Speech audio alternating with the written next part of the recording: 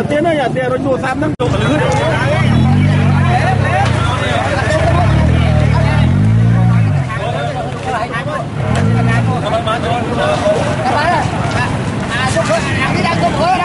em cậu là chim không đông to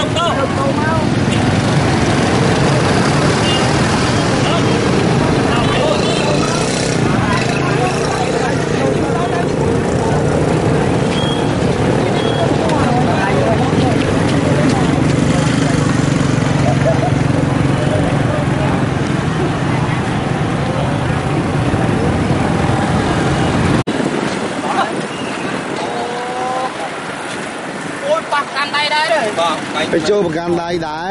เรื่องโคมเนาะตัวจะกินมามันจะ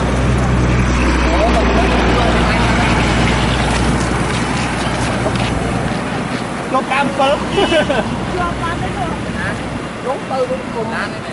anh em bao quan tuôn lên tên bộ xong là lấy cho nó pe về gió nè nó tập ta đấy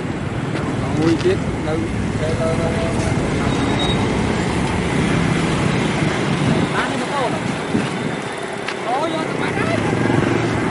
làm thôi đấy nhập lời lại một lần tay